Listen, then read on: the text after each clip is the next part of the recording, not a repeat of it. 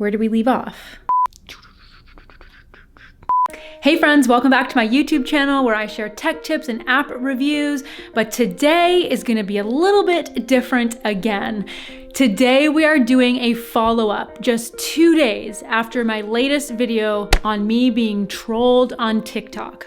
So if you haven't checked that video out yet, I will link to it here and down below in the description. Be sure to check that out and see what the heck is going on. But for this video, oh boy, do we ever have a follow-up for you.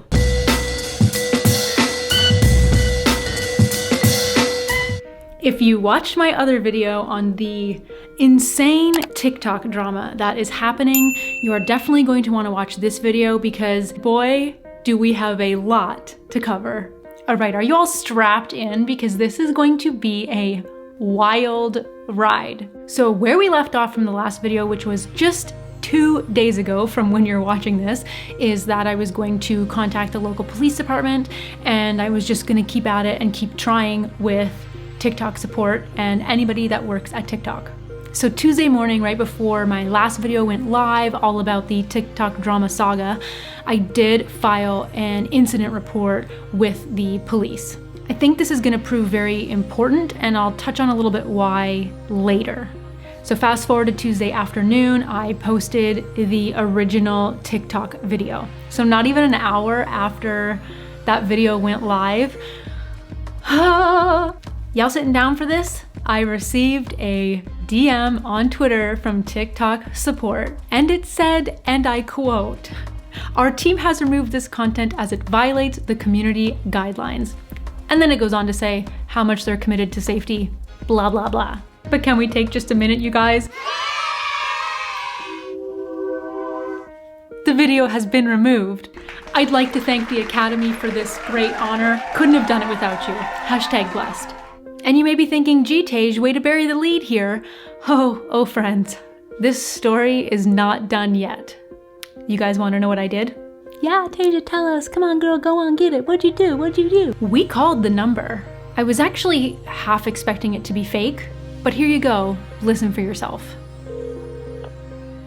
After leaving a message, you can hang up or press pound for more options. This mailbox is full. Please try again later. I mean, why am I digging around? Shouldn't I just let it go, give it up, move on? I think she knows exactly what she's doing. So here are my theories about the number. I do still think that is her real number, and it would make sense if her inbox is full because I'm sure of all the calls that she had received. But there's also the possibility that maybe it's not her number and she truly is doxing. Like maybe it's somebody's number that she doesn't like or something, and that's what she's posted. Now you might think I'm taking this too far or being a little far-fetched, but here's the thing. From what we can see on TikTok, she and her friends have burner TikTok accounts, meaning they've already created secondary accounts. I'm also pretty sure that's against the community guidelines, but I don't really have a way to prove what their secondary accounts are. So the more I dig around, my gut tells me that we are truly getting played, that these minors, these teenage TikTokers know exactly what they are doing, which don't even get me started on how scary that thought is, but oof. So if my gut's right and we truly are just getting played, something tells me she's gonna be pissed that her most popular video has been removed. So I'm not going to be surprised if this happens again. And maybe not to me with my number, but maybe it's somebody else's number. I mean, sure, first from like a social justice standpoint, I don't want anyone else to go through this. But again, let's talk about user safety on the platform. At this point, because some of her videos she posted were in front of her school, we have been able to compare her account to her friends' accounts, and we have narrowed down to the high school that she goes to. So this brings me back to why it's important that I did file an incident report with the police. I can't really say too much about it, but as far as I know, I do think they are still trying to get in contact with, her or her family or something. And here's why I think this is important, because even if she and her friends are doing this on purpose, they're just so brazenly putting in the comment section like where they go to school and stuff like that. Maybe they're not realizing like how easy it is for people to find them online. So maybe if the police can give her a little kick in the patootie and hopefully change her behavior or scare her straight, I really have no idea. But let this be a lesson to everybody with kids. Oh boy. Now, with all of that said, that I certainly think she and her friends know exactly what they are doing, there's still a lot of things to consider when it comes to minors and social media. You know, there's actually a lot of important lessons here. Ponder this. Beyond the obvious of posting what school you go to and your phone number and all of your identifiable information being extremely unsafe, let's talk a little bit about the children that were calling me consistently. Here's how lovely and naive these children are, that they thought they could just put their own area code in front of this number and it was gonna somehow get to this girl. At the end of the day, we are talking about kids, and there's a lot of things maybe they don't know how it works. Maybe they think they know, but they don't. If you are not monitoring your children online, what even are you doing? Now let's talk about some really interesting things I learned when it comes to holding these big tech companies accountable. Because let me tell you, they were pretty darn quick to answer an email from the po-po. However, I think because I had put a bunch of other wheels in motion, it was just a timing coincidence thing that they happened to respond to police emails at the same time as the video was being removed. So here is what I would recommend to you guys if you ever find yourself in a situation like this.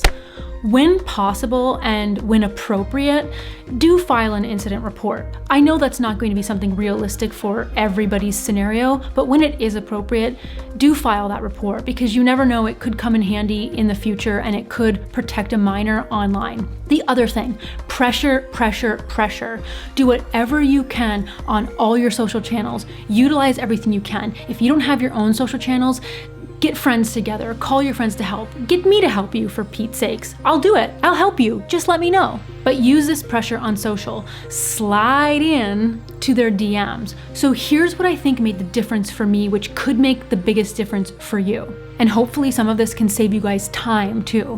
One of the most important things to remember when you are contacting or trying to contact these companies is have everything ready to go and prepared. So I'm talking links to the offensive content, timestamps. Maybe on certain platforms like on TikTok, you can download the video. So download that and have that.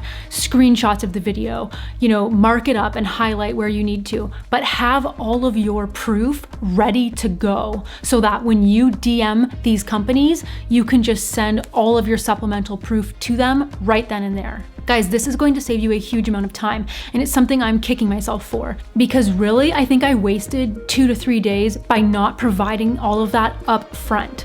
Well, actually, now that I think about it, I made 2 mistakes. The first mistake I made was not DMing TikTok support soon enough. I was emailing people, I was @mentioning people on Twitter, I was @mentioning the company on Instagram, I was doing all that stuff, but I hadn't slid into their DMs yet. And it's really important to take advantage of that feature. One of the reasons I absolutely love Twitter. So I would recommend, if possible, and if their DMs are open, to get into them as soon as possible. That's number one. And the second reason I tell you to get in with all of your proof is because after I DM'd them, it took 2 days just for them to respond to me to then ask for links. Then, after I sent them the links, it was another 2 days. So get all of that proof, the links, the timestamps, the screenshots, the usernames, anything you can think that will help you, and send it immediately on your first go. And the last advice I give to you is this: be persistent. Guys, I was an annoying thorn in their side and I was not going to stop. And it certainly helped that I had a lot of support from my friends and from you guys who were also thorns in their side.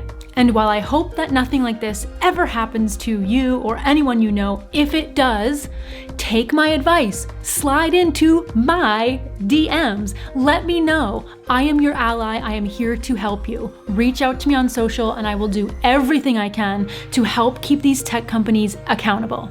It's truly wild that this happened to me out of the blue. But hey, let's look at the bright side. I got 2 pieces of content out of it, and hopefully we'll teach someone a lesson in online safety. But for now, you guys, let's celebrate those little wins.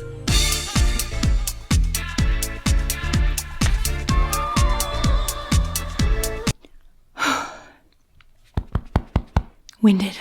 So if you guys like this video, just let me know in the comments below. So give this a like, give this a share, and be sure to subscribe to my YouTube channel for hopefully actually no more content like this. Hopefully we can get back to the real stuff like tech tips and innocent little app reviews. Thanks so much for watching, guys. See you next time.